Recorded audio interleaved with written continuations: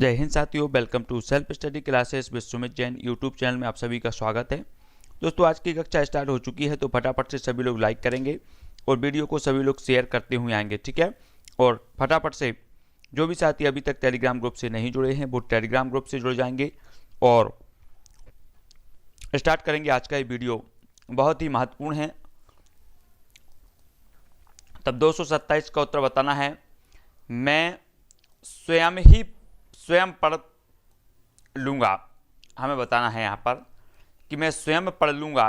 ये निजवाचक वाक्य है, निश्चयवाचक है, पुरुषवाचक है या फिर संबंधवाचक है। तब सभी लोग उत्तर बताएंगे। मैं स्वयं पढ़ लूँगा में कौन सा वाक्य है? सभी लोग बताएं। निजवाचक, निश्चयवाचक, पुरुषवाचक या फिर संबंधवाचक। 227 का उत्तर बताना है और 227 का आंसर क्या हो जाएगा?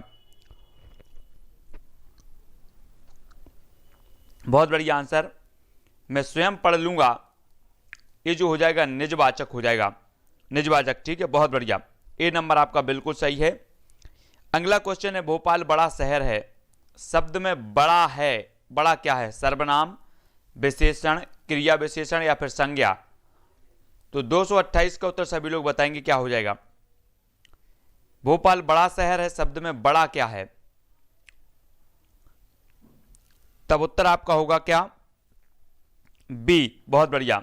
बड़ा जो है वो विशेषण है ना। बड़ा क्या है? विशेषण। याद रख लेना, बी नंबर आपका बिल्कुल सही होगा। अगला क्वेश्चन है, सीता बहुत मधुर गाती है। शब्द में बहुत क्या है? विशेषण है, सर्वनाम है, क्रिया विशेषण या प्रविशेषण? सीता बहुत मधुर गाती है। 229 का उत्तर बताना है। सभी लोग उत्तर बताएंगे।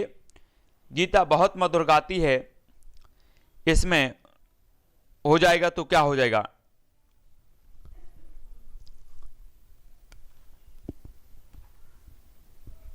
बहुत बढ़िया आंसर, प्रविशेषण हो जाएगा इसमें। प्रविशेषण यानी विकल्प नंबर जो 4 है वो आपका बिल्कुल सही होगा, प्रविशेषण।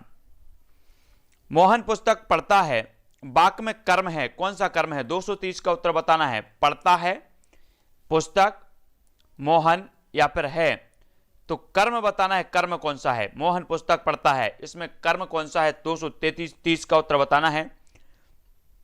सभी लोग उत्तर बताएंगे। 230 विशेषण की भी विशेषता बताए, वो प्रविशेषण कहलाता है ना। तो 230 का जो उत्तर हो जाएगा वो हो जाएगा पुस्तक। बहुत बढ़िया। पुस्तक जो है इसमें कर्म है, कर्म। 2 नंबर जो है आपका बिल्कुल सही हो जाएगा। 230 का जो उत्तर होगा वो 2 नंबर। बहुत बढ़िया। पुस्तक इसमें क्या है? कर्म है। कर्म पूछा गया तो पुस्तक। जिसके प्रत्येक चरण में 16, 12 की अति से 28 मात्राएं होती हैं, वह कौन सा अलंकार होता है?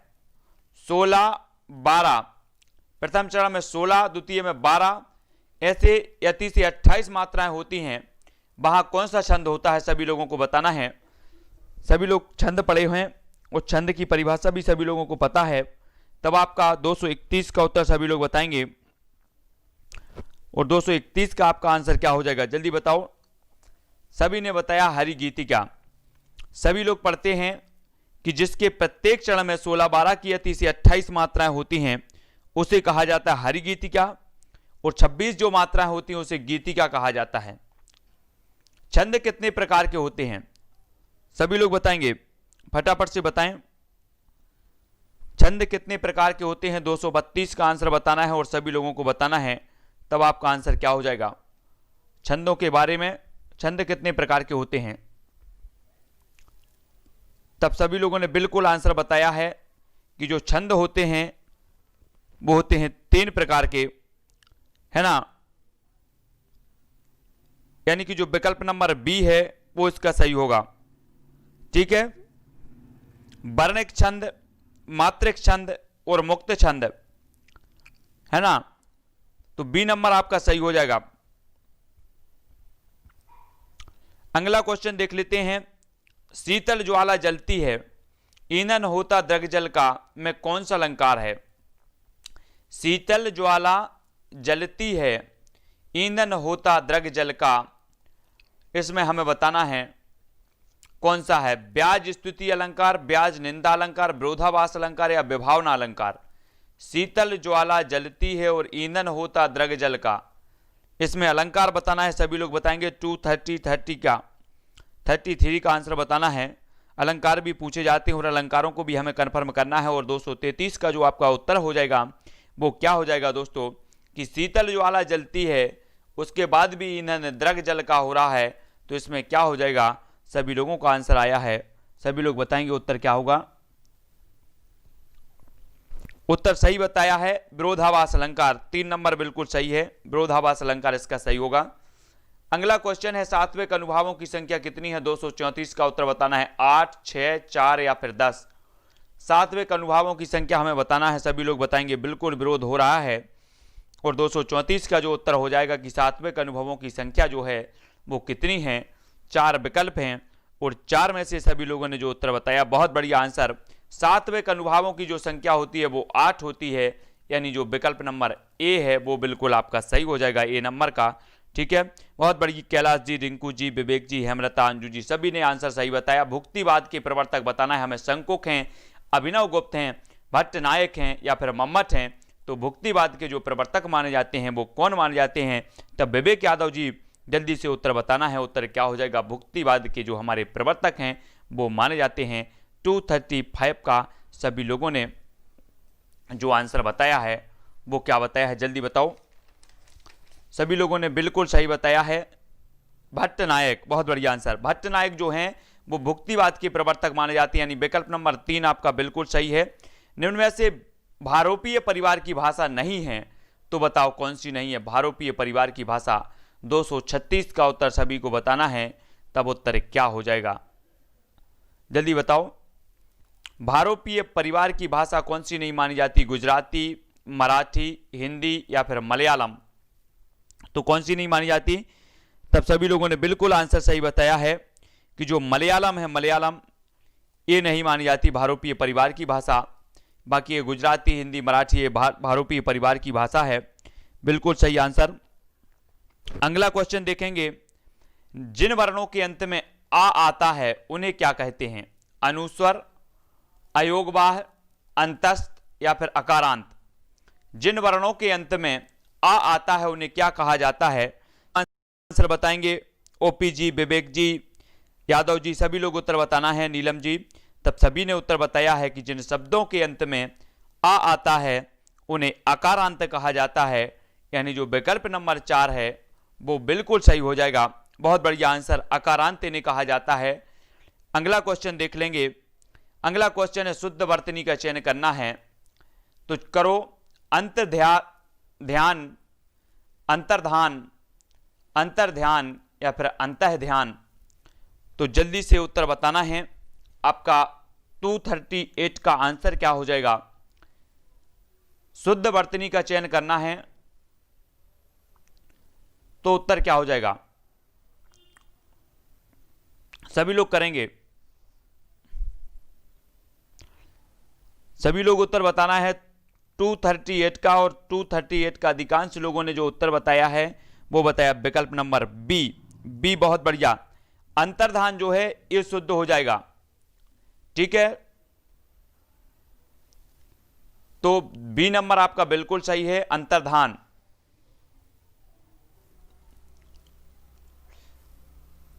अगला क्वेश्चन है शुद्ध वर्तनी का चयन करना है हमें। व्यावहारिक, व्यावहारिक, व्यावहारिक या फिर व्यावहारिक। बिल्कुल कर सकते हैं, वर्ग 3 के लिए ही है, वर्ग 3 रीट, सीटी, ईट सबके लिए है। तो शुद्ध वर्तनी का चयन कीजिए, व्यावहारिक। 239 का उत्तर बताना है, उत्तर क्या हो जाएगा, सभी लोग उत्तर बताएंगे। शुद्ध वर्तनी पूछी जाती है हमेशा, तब हमें कंप्लीट रहना है, अभ्यास करना है, और आपका उत्तर होगा बी। बहुत बढ़िया, व्यावहारिक, यानी बी नंबर आपका बिल्कुल सही होगा। अगला क्वेश्चन देख लेते हैं। अगला है निष्कपट में संधि विच्छेद क्या है, मतलब निष्कपट का हमें संधि विच्छेद बताना है। तो संधि विच्छेद क्या होगा, निस्धन कपट, निस्धन कपट, नेह धन कपट या फिर नेह धन पट। तो 240 का उत्तर सभी लोग बताएंगे और 240 का जो आपका आंसर हो जाएगा वो क्या हो जाएगा, निष्कपट। निष्कपट में विसर्ग संधि है ना, और नेह धन कपट आपका सही होगा। ये व्यावहारिक ऐसा नहीं लिखा जाता पुष्पेंद्र जी, ये रॉन्ग है। 3 नंबर, 2 नंबर सही है ना। तब आंसर बताना है संक्रांति में कौन सी संधि है, संक्रांति में संधि बताना है। 241 का सभी लोग बताएंगे, फटाफट से बताएंगे। संक्रांति में कौन सी संधि है, नकल नहीं करना है किसी की। हाँ सभी लोग स्वर संधि, व्यंजन संधि, विसर्ग संधि या कोई नहीं, फटाफट से बताना है, बिना नकल के बताना है संक्रांति में कौन सी संधि है। तब 241 का सभी लोगों ने जो उत्तर बताया है वो क्या बताया है, जल्दी से बताना है। कैमरा लगवाने पड़ेंगे, कौन कौन नकल कर रहा है, संक्रांति में कौन सी संधि है। और 241 का जो आपका उत्तर हो जाएगा वो हो जाएगा कि इसमें कौन सी है, व्यंजन संधि। बहुत बढ़िया आंसर, संक्रांति में जो संधि है वो व्यंजन संधि है। विकल्प नंबर बी आपका बिल्कुल सही हो जाएगा। बी नंबर सही है मनीषा शुक्ला जी, बी नंबर व्यंजन संधि है संक्रांति में। तब निम्न में से किस शब्द में दुर उपसर्ग का प्रयोग हुआ है। वर्ग 3 वाले कौन कौन थे कल यहाँ पर, वर्ग 3 वालों ने संस्कृत के उपसर्ग याद किए क्या? वर्ग 3 वालों ने संस्कृत के, जल्दी से बताना है। निम्न में से किस शब्द में दुर उपसर्ग का प्रयोग हुआ है? 4 विकल्प हैं, दुराचार, दुर्गम, दुर्दशा या फिर सभी। तो 242 का उत्तर सभी लोग बताएंगे और 242 का उत्तर सभी लोगों ने बताया है। उत्तर क्या हो जाएगा सभी लोगों को बताना है। उत्तर हो जाएगा सभी, यानी कि दुराचार, दुर्गम और दुर्दशा, है ना। दुर उपसर्ग का प्रयोग जो होता है वो सभी हो जाएगा। विकल्प नंबर 4 आपका बिल्कुल सही होगा। तब अगला क्वेश्चन देखेंगे, किस शब्द में ना प्रत्यय का उपयोग नहीं हुआ? ना प्रत्यय का उपयोग नहीं हुआ, पढ़ना, बोलना, लिखना या फिर पीना। तो किस में नहीं हुआ? 243 का उत्तर बताना है, सभी लोग करेंगे। किस में नहीं हुआ है ना प्रत्यय का उपयोग? तब 243 का सभी लोगों ने जो उत्तर बताया है वो क्या बताया है? अधिकांश लोगों ने बिल्कुल सही बताया है, डी, यानी कि पीना। पीना जो शब्द है इसमें ना प्रत्यय नहीं हुआ है। बहुत बढ़िया, बी बिल्कुल इसमें सही हो जाएगा। बी नंबर जी, पीना इसका सही है। मृगेंद्र में कौन सा समास है? मृगेंद्र में बताना है बहुब्रीहित, कर्मधारय, तत्पुरुष या फिर अव्ययी भाव समास। तब आपका उत्तर क्या होगा? कैलाश जी, पीके जी, विजय जी, जसवंत जी, प्रिया जी, सभी को उत्तर बताना है मृगेंद्र में कौन सा समास है। तब 244 का सभी लोगों ने बताया है। क्या बताया है सभी लोग बताएं। हाँ वो बेलना लिखा है लेकिन बोलना है, वो बोलना है ना। हाँ बहुत बढ़िया। तो मृगेंद्र में कौन सा समास है सभी लोग बताएं, या फिर बेलना भी बोल दो, कुछ भी बोल दो, बोलना या बेलना। तो 244 का जो आपका आंसर हो जाएगा वो हो जाएगा 1, यानी बहुब्रीहि समास। मृगेंद्र में कौन सा समास है? बहुब्रीहि समास। बहुत बढ़िया आंसर। अगोचर में समास बताना है। अगोचर, नए समास, कर्मधारय समास, अव्ययी भाव समास या द्विगु समास। अगोचर में कौन सा समास है? सभी का आंसर फटाफट आएगा। 245 का उत्तर आएगा और 245 का जो उत्तर हो जाएगा वो सभी लोगों का बिल्कुल सही आनी चाहिए। जल्दी से सभी लोग बताएंगे। नए समास सभी ने पढ़ा है और उत्तर जो हो जाएगा वो हो जाएगा क्या? प्रियंका जी, ए नंबर आपका सही होगा। ए नंबर सही है। अगोचर में जो है नए समास होता है, 1 नंबर आपका सही हो जाएगा। ठीक है, याद रख लेना। यहां पर नए समाज की एक विशेषता है कि जो शब्द होगा उसमें आ आएगा पहले, आ, है ना, इस प्रकार से। तो ये वहां पर हो जाएगा। और यहां पर नए समास है। तत्सम तद्भव का कौन सा युग्म गलत है? छत्र छात्रा, छत्र छाता, नक्र नाक, जय पराजय, ओष्ठ होठ। तो पहले आएगा तत्सम और दूसरा तद्भव। कौन सा गलत है बताना है। 246 का।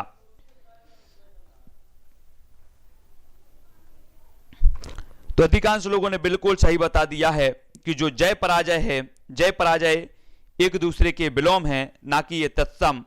ठीक है, बहुत बढ़िया आंसर। विकल्प नंबर 3 इसका सही हो जाएगा, है ना। बहुत बढ़िया। अगला क्वेश्चन देखना है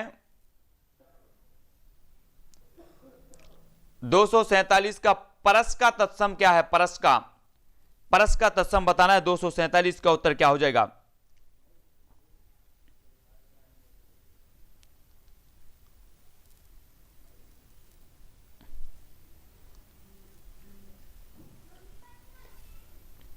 तब 246 का उत्तर अधिकांश लोगों ने जो बताया है वो क्या बताया है? परस का जो तत्सम होता है 247 का वो होता है स्पर्श, यानी जो विकल्प नंबर 4 है वो इसका सही होगा।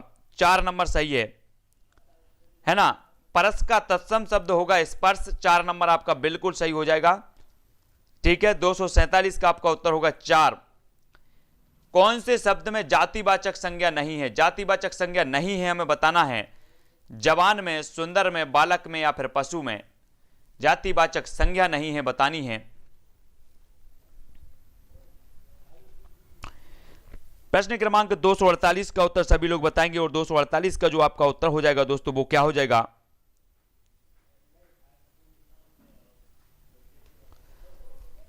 तब आपका जो उत्तर होगा कौन से शब्द में जातिवाचक संज्ञा नहीं है, तो वो नहीं है सुंदर, यानी विकल्प नंबर जो 3 है वो आपका बिल्कुल सही होगा।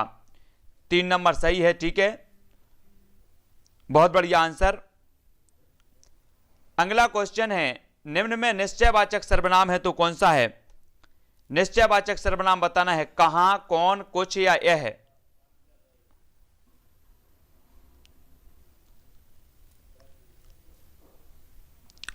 प्रश्न क्रमांक 249 का सभी लोग उत्तर बताएंगे और 249 का जो होगा निश्चयवाचक सर्वनाम हमें बताना है और निश्चयवाचक जो सर्वनाम आपका हो जाएगा वो क्या होगा? बहुत बढ़िया आंसर, यह बिल्कुल सही है। 4 नंबर आपका बिल्कुल सही हो जाएगा। निम्न में रात्रि का पर्यायवाची नहीं है, बताना है। निशा, विभावरी, यामिनी या फिर दिन। तो रात्रि का पर्यायवाची नहीं है तो कौन सा नहीं है? 250 का जो उत्तर आप लोगों ने बताया है वो क्या बताया है कि जो दिन है वो इसका पर्यायवाची नहीं माना जाता। बिल्कुल सही, 4 नंबर बिल्कुल सही आया है। बहुत बढ़िया, बिल्कुल सरल भी है, सभी लोगों ने उत्तर भी बताया है। निम्न में सर्प का पर्यायवाची है, बताना है। सर्प का हारक, हाय, भानु या फिर उरग। तो 251 का सभी लोग उत्तर बताएंगे। सर्प का पर्यायवाची है 251। सर्प का पर्यायवाची क्या माना जाएगा? सभी का आंसर आना चाहिए फटाफट से। सर्प का पर्यायवाची, बहुत बढ़िया आंसर। स्मृता जी, ओरग इसका सही होगा। सर्प का पर्यायवाची होता है ओरग, यानी 4 नंबर बिल्कुल सही है। अगला क्वेश्चन है निम्न में से विलोम शब्द का सही युग्म में बताना है। सगे का अगे, अगे का अज्ञे, थलचर का थलचर या फिर जलचर का थलचर। विलोम शब्द का सही युग्म में बताना है और विलोम शब्द कौन सा उत्तर सही हो जाएगा? 252 का उत्तर बताना है। सभी लोग आंसर बताएंगे। जल विलोम शब्द का बताना है, विलोम शब्द का कौन सा युग्म सही है, तो 252 का आंसर बताना है और 252 का जो आपका आंसर हो जाएगा वो हो जाएगा कौन सा? डी नंबर का, बिल्कुल सही है। जलचर का हो जाएगा थलचर, यानी डी नंबर बिल्कुल सही हो जाएगा। बहुत बढ़िया answer Rekha ji, D number आपका सही होगा। बंधन का विलोम क्या होगा? बंधन का बंधना, मोक्ष, छूटना या फिर नरक। 253 का बताना है। बंधन का विलोम बताएंगे सभी लोग।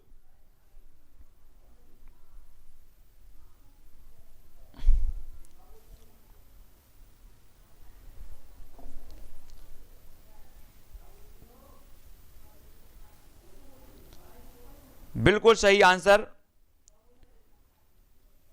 बंधन का विलोम होता है मोक्ष।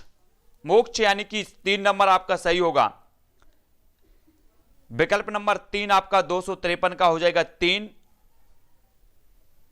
बंधन का आपका विलोम होता है मोक्ष, यानी कि जो विकल्प नंबर 3 है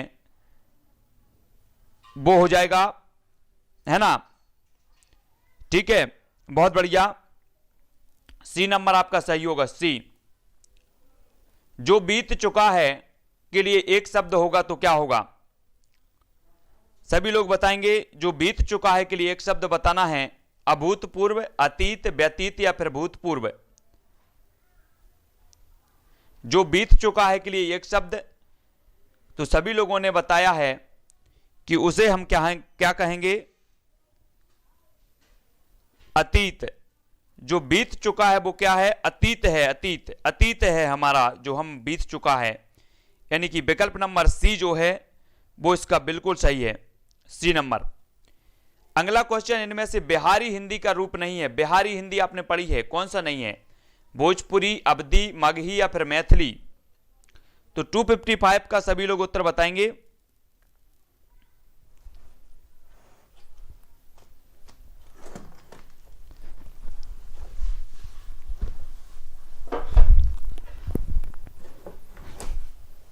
तो सभी लोगों ने जो उत्तर बताया है वो बताया है क्या?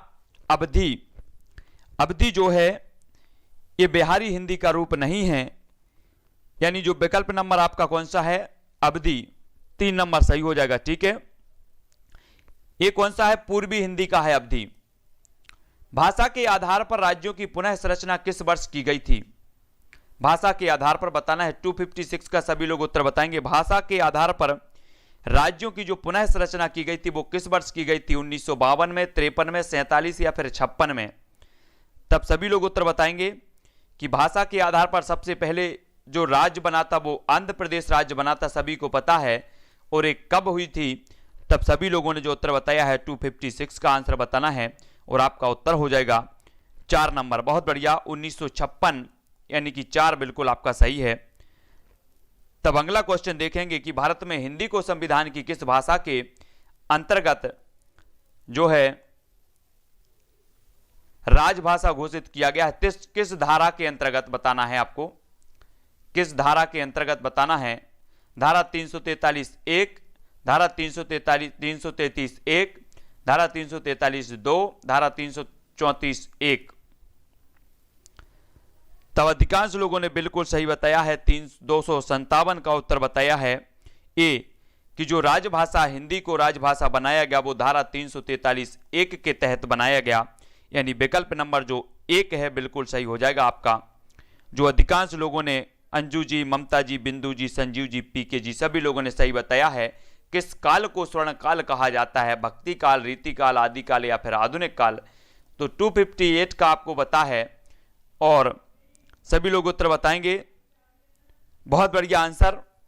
और इसे स्वर्ण काल किसने कहा है? इसका उत्तर भी सभी लोग बता देंगे कि इसे भक्ति काल को स्वर्ण युग तो कहा जाता है, स्वर्ण काल कहा जाता है, लेकिन इसे स्वर्ण काल कहा किसने है? ये चीज भी सभी लोग बता देंगे। जरा फटाफट से बता देना। 2 कवियों ने कहा है और 2 कौन कौन से वे कवि हैं? सबसे पहले तो ग्रियर्सन ने कहा है ना? सभी लोगों को बताना है। जसवंत सिंह जी, बिल्कुल दुश्मन नहीं हो, फटाक से बताना है। स्वर्ण काल किसने कहा है? फटाक से उत्तर बताना है, जल्दी जल्दी। निम्न शुद्ध शब्द कौन सा है? निम्न में उच्च श्रृंखलता या फिर उच्च खलता या उत श्रृंखलता? तब 259 का सभी लोगों ने बताया है।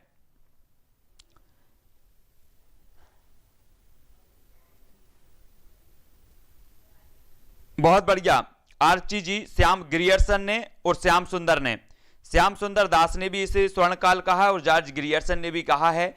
तब उत्तर बताना है निम्न शुद्ध शब्द है तो कौन सा है? 259 का उत्तर बताना है और 259 का जो आपका उत्तर हो जाएगा वो क्या हो जाएगा? 259 का शुद्ध शब्द कौन सा है? 4 विकल्प हैं, 4 में से शुद्ध शब्द बताना है और शुद्ध शब्द जो अधिकांश लोगों ने बताया है वो क्या बताया है? बहुत बढ़िया आंसर, ए नंबर बिल्कुल सही है। उच्च श्रृंखलता जो है ये शुद्ध शब्द माना जाएगा ए नंबर का। बहुत बढ़िया आंसर, ए नंबर का बिल्कुल सही है।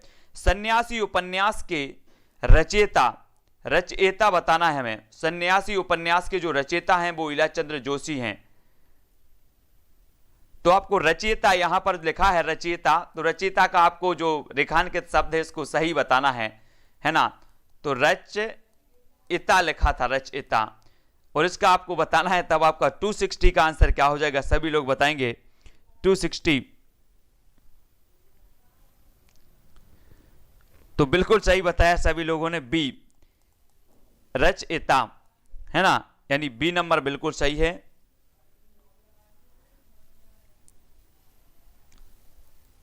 स्वस्थ अस्तु का संधि विच्छेद क्या होगा? स्वस्थ अस्तु का संधि विच्छेद बताना है। स्वस्ति धन अस्तु, स्व धन अस्ते अस्तु, स्वस्थ धन अस्तु या फिर स्व धन सत्य अस्तु। तो जल्दी बताओ, आंसर दिख रहा है? नहीं दिख रहा, नहीं दिख रहा, जल्दी बताना है।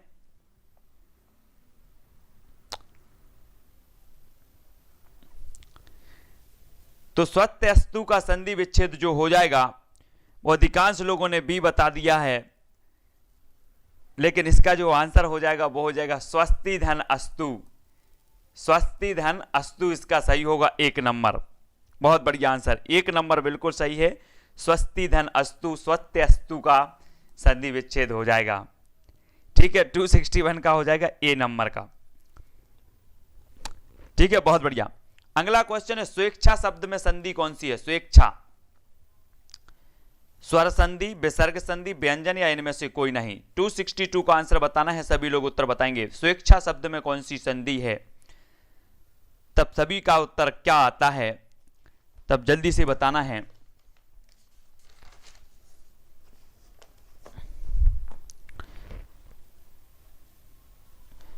तो स्वेच्छा शब्द में संधि जो है 262 का जो आपका आंसर होगा वो होगा 1, यानी स्वर संधि। बहुत बढ़िया आंसर, स्वर संधि बिल्कुल सही है। भरपेट में कौन सा समास है? भरपेट, तत्पुरुष, कर्मधारय, अव्ययी भाव या फिर बहुब्रीहि समास। भरपेट में समास बताना है, जल्दी से बताना है। पुष्पेंद्र जी, बिंदु जी, प्रेम कला, मनीष जी, पीके जी, जसवंत जी, नीलम जी, ओपी जी, सभी को उत्तर बताना है। और उत्तर आपका जो हो जाएगा वो क्या होगा? भरपेट में समास बताना है। तब सभी लोगों ने बिल्कुल सही उत्तर बताया है कि जो भरपेट में समास हो जाता है वो क्या हो जाता है? अव्ययी भाव समास, है ना। जिस शब्द के पहले अव्यय लगा हो, यहां पर भर जो है ये क्या लगा है? उपसर्ग लगा हो या अव्यय लगा हो, है ना, तब जो होता है अव्ययी भाव समास होता है, यानी कि उपसर्ग लगा होता है, सॉरी, उपसर्ग, जिस शब्द के पहले उपसर्ग लगा हो उसमें अव्ययी भाव समास होता है, सभी को पता है ना। तो भरपेट में भर जो है उपसर्ग माना जाता है। गुण दोष में कौन सा समास है? तब आपको 264 का आंसर बताना है, सभी लोग बताएंगे। द्वंद्व, दिगु, तत्पुरुष या कोई नहीं। गुण दोष सभी को बताना है।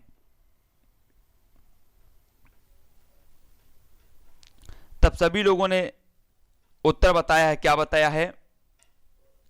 264 का अधिकांश लोगों ने जो उत्तर बताया है 264 का 1 बताया है कि द्वंद्व समास आपका इसका सही हो जाएगा। ठीक है, द्वंद्व समास। गुण दोष में कौन सा समास है? तो द्वंद्व समास हो जाएगा। ठीक है, बहुत बढ़िया। अगला क्वेश्चन है, चिरायु में प्रयुक्त उपसर्ग कौन सा है? चिरायु में ची, रियु, चिर या आयु। चिरायु में प्रयुक्त शब्द बताना है, सभी लोग उत्तर बताएंगे। 265 का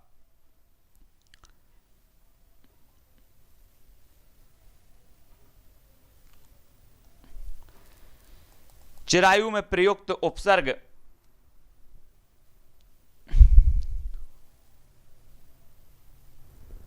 तो सभी लोगों ने बिल्कुल आंसर सही बताया है कि इसमें जो उपयुक्त शब्द है वो चिर। चिर इसका बिल्कुल सही होगा। चिरायु में प्रयुक्त उपसर्ग है चिर, यानी 3 नंबर आपका बिल्कुल सही होगा। बहुत बढ़िया यस जी। अगला क्वेश्चन है, निम्न में उपसर्ग रहित शब्द कौन सा है? उपसर्ग रहित बताना है। रहित, उपसर्ग रहित शब्द बताना है कौन सा है? संगम, विमोचन, क्रोध या फिर प्रत्यर्पण। उपसर्ग रहित शब्द कौन सा है? 266 का आंसर सभी लोगों ने जो बताया है वो क्या बताया है? बहुत बढ़िया, जसवंत जी, रीता जी, मनीषा जी, रूपेश जी, रूप सिंह जी, बी नंबर इसका सही होगा। क्रोध जो है, क्रोध, ये उपसर्ग रहित माना जाएगा। बी नंबर आपका सही होगा, बी नंबर, यानी कि 2 नंबर आपका बिल्कुल सही हो जाएगा। रामलाल जी, किरण जी, अनिल जी, 2 नंबर बिल्कुल सही है। निम्न में भिन्न शब्द कौन सा है? भिन्न शब्द हमें बताना है। तो 267 का उत्तर बताना है। पंकज, कमल, जलज या कामनी। भिन्न शब्द है तो कौन सा है? सभी लोग बताएंगे। तो सभी ने बताया है कि पंकज, कमल और जलज ये पर्यायवाची हो जाएंगे और जो कामनी है ये भिन्न शब्द हो जाएगा, अलग शब्द हो जाएगा, यानी 4 नंबर आपका बिल्कुल सही होगा। तब अगला क्वेश्चन है अपव्यय का विलोम क्या होगा। अपव्यय का 268 का सभी लोगों को उत्तर बताना है। सभी लोग उत्तर बताएंगे अपव्यय का जो विलोम शब्द हो जाएगा वो क्या हो जाएगा। तब बहुत बढ़िया आंसर 268 का सभी लोगों ने उत्तर बताया है कि अपव्यय का जो विलोम होता है वो होता है मितव्यय, यानी 3 नंबर बिल्कुल सही हो जाएगा। ठीक है, अपव्यय का मितव्यय, बहुत बढ़िया आंसर, 3 नंबर बिल्कुल सही है। अगला प्रश्न देख लेते हैं, कृतज्ञ का विलोम होगा तो क्या होगा। कृतज्ञ का आकृतज्ञ, कृतघ्न, कृपण या फिर करुण। 269 का उत्तर बताना है हमें। चंद्र कुमार जी, नंद कुमार जी, रीता जी, पुष्पेंद्र जी सभी को उत्तर बताना है 269 का। और 269 का सभी लोग बता रहे हैं कि कृतज्ञ का जो विलोम होता है वो होता है कृतघ्न। कृतघ्न यानी कि विकल्प नंबर 3 आपका सही होगा, कृतघ्न। ठीक है, बहुत बढ़िया रंजीत जी, बहुत बढ़िया। अगला क्वेश्चन है जंगल में लगने वाली आग के लिए एक शब्द क्या है। 270 उत्तर का बताना है। 270 का जंगल में लगने वाली आग क्या कहलाती है। जंगल में बताना है, जंगल में मंगल करना है, जंगल में जो आग लग रही है उसका सही उत्तर क्या हो जाएगा। तब सभी लोगों ने जो उत्तर बताया है वो क्या बताया है, जल्दी बताओ। बहुत बढ़िया आंसर, उसे कहा जाएगा दावानल। जंगल में लगने वाली आग कहलाती है दावानल, यानी विकल्प नंबर डी जो है आपका बिल्कुल सही होगा, दावानल। नेक्स्ट है जिसे बुलाया ना गया हो के लिए एक शब्द कौन सा है। जिसे बुलाया ना गया हो, अनाहूत, अतिथि, अनागत या फिर अभ्यागत। 271 का आंसर बताना, बहुत बढ़िया प्रश्न है। जिसे बुलाया ना गया हो उसे एक शब्द क्या कहेंगे। 271 का सभी लोगों को बताना है। तब अधिकांश लोग बता रहे हैं सी, कुछ लोग बी, कुछ लोग ए, कुछ लोग डी, फिर कंफ्यूजन है ना। तो जिसे बुलाया ना गया हो वो कहलाता है दोस्तों क्या। सभी लोगों ने उत्तर बताया है अनागत। जिससे बुलाया ना गया हो वो अनागत कहलाएगा। 3 नंबर आपका सही हो जाएगा, 3 नंबर। ठीक है, जिसे बुलाया ना गया हो वो अनागत कहलाएगा, 3 नंबर आपका सही होगा। ठीक है, 3 नंबर सही है, अनागत। द्विज का अनेकार्थी बताना है। द्विज नक्षत्र, जाति, पक्षी या फिर तरंग। सभी लोग बताएंगे द्विज का अनेकार्थी है तो कौन सा है। सभी को आंसर बताना है। 272 का आंसर, और 272 का सभी लोगों ने जो आंसर बताया है वो क्या बताया है, बहुत बढ़िया आंसर, कि द्विज कहा जाता है पक्षी के लिए, यानी बिल्कुल सही। सी नंबर, 3 नंबर आपका सही होगा। द्विज का अनेकार्थी होता है पक्षी, है ना, 3 नंबर बिल्कुल सही होगा। रवि जी, हम रामलाल जी, जसवंत जी, बहुत बढ़िया, धर्मेंद्र जी, किरण जी। अगला क्वेश्चन है 19-20 होना मुहावरे का अर्थ क्या है। गिनती करना, बहुत अंतर होना, हिसाब जोड़ना या बहुत कम अंतर होना। 19-20 होना मुहावरे का अर्थ बताना है। 273 का आंसर बताना है। और सभी लोगों ने, नीलम जी ने, अर्पित जी ने, यादव जी ने, शिवराज जी ने, सभी लोगों ने जो उत्तर बताया है कि उत्तर होता है बहुत कम अंतर होना, यानी विकल्प नंबर जो 4 है बिल्कुल सही हो जाएगा। बहुत बढ़िया। तलवार की धार पर चलना मुहावरे का अर्थ बताना है। नुकीला होना, ईर्ष्या करना, विपरीत काम करना या कठिन कार्य करना। तो 274 का आंसर सभी को बताना है और उत्तर क्या हो जाएगा, तलवार की धार पर चलना। उत्तर क्या होगा, प्रश्न क्रमांक 274 का सभी लोगों ने जो उत्तर बताया है, तलवार की धार पर चलना मुहावरे का जो अर्थ होता है वो हो जाता है दोस्तों कठिन कार्य करना, यानी विकल्प नंबर जो डी बताया है, विकल्प नंबर जो 4 बताया है वो अधिकांश लोगों ने बिल्कुल सही बताया है कि तलवार की धार पर चलना कठिन कार्य करना होता है। तब अगला और लास्ट क्वेश्चन है अधजल गगरी खालिस्तान जाए लोकोक्ति को पूर्ण कीजिए। तब सभी लोगों को पता है तो उत्तर क्या हो जाएगा, 275 का उत्तर बताना है। जल्दी बताओ। लुढ़कत जाए, उछलत जाए, छलकत जाए या फिर फैलत जाए। 275 का सभी लोग उत्तर बताएंगे। सभी लोगों को उत्तर बताना है।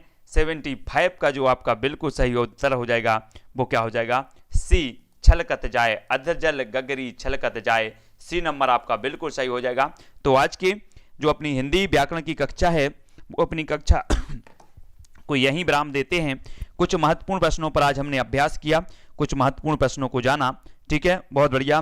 पुष्पेंद्र जी, ममता जी, बीना जी, जसवंत जी, ठीक है, हाँ, प्रिया जी, प्रिंस जी, प्रेम कला जी, एस जी, हरिकेश जी, शिवराज जी, है ना, रेखा जी, संजीव जी, बिंदु जी, यतेंद्र जी, रंजीत जी, मनीषा जी, यादव जी, विंध्या जी, पुष्पेंद्र जी, बहुत बढ़िया, और राजू शर्मा जी, सभी को धन्यवाद, रंजीत जी, और सभी लोग वीडियो को लाइक जरूर कर देना। विजय जी, है ना, नीलम जी, धर्मेंद्र जी, आर्या जी, प्रिया जी, ममता जी, हरिकेश, सरोज जी, नीतू जी, सनी जी, पूजा जी, पीके जी, चंद्र जी, चंद्र कुमार जी, बहुत बढ़िया, राजेश जी, सभी को धन्यवाद, रीना जी, रामलाल जी, नीलम कुमारी, अंजू जी, भरतपाल जी, संजीव जी, स्मृता जी, धर्म जी, पूरन जी, मनीषा जी, ठीक है, बहुत बढ़िया। बिल्कुल वर्ग 3 के अकॉर्डिंग ही चल रही है, वर्ग 3 के अकॉर्डिंग, वर्ग 3 में ही आपकी सारी की सारी प्रैक्टिस आपको करना पड़ेगा। यस जी, ठीक है ना, बहुत बढ़िया, हरिकेश जी, विजय जी, ममता जी, बीना जी, चंद्र कुमार जी, यस जी, धर्मपाल जी, और देवी, बिंदु, रीता जी, सभी के लिए धन्यवाद। सभी लोग वीडियो को लाइक जरूर करें। अपनी रोज क्लास होती है हिंदी व्याकरण की 10:10 पर। राजेश जी, शिवराज पटेल जी, बहुत बढ़िया, है ना, 10:10 पर होती है यतेंद्र शास्त्री जी, जय हिंद, आर्यपाल जी, संजीव जी, मनीषा जी, ठीक है, बहुत बढ़िया, रिंकू जी, रूप सिंह जी, नीतू, यसरती, बिंदु जी, सभी को धन्यवाद, है ना। तो अभी क्या है, अपना टेस्ट चल रहा है 10 जसवंत जी, है ना, टेस्ट चल रहा है, तो टेस्ट इसमें बताना है, जहां जैसा लगता है उसमें बताते चलते हैं, और अपना फिर चलेगा क्या, पूरा विस्तृत चलेगा, और विस्तृत में पूरा का पूरा आपको बताएंगे, पूजा, संजीव, प्रताप जी, बीना जी, ममता जी, संगीता जी, सविता जी, ठीक है, बहुत बढ़िया आंसर, और बहुत बढ़िया, संगीता जी, सविता जी, कैलाश जी, और आज की जो वीडियो है इसको सभी लोगों को लाइक करना है, कैलाश प्रदास जी, रामलाल जी, है ना। वीडियो अपनी पूरी की पूरी वीडियो मिलेंगी प्लेलिस्ट में पूरी प्लेलिस्ट है, पर्यावरण की प्लेलिस्ट है, वर्ग 3 वालों के लिए, बाल विकास की है, हिंदी की प्लेलिस्ट बनी है, हिंदी साहित्य की आपकी प्लेलिस्ट बनी है, और अपनी जो है बाल विकास, पेडागोजी, और हिंदी पेडागोजी, गणित पेडागोजी, अलग अलग सभी लोगों की बनी है, ठीक है, बहुत बढ़िया। जसवंत जी, रीता जी, संगीता जी, ज्ञान सिंह जी, रामलाल जी, कैलाश जी, उमा श्रीवास्तव जी, असरत्ती जी, ठीक है, बहुत बढ़िया, सभी को जय हिंद, सभी को धन्यवाद, ठीक है, बहुत बढ़िया, सभी को गुड नाइट, जय हिंद, ठीक है, लाइक जरूर कर देना। आज के लिए बस इतना ही, जय हिंद।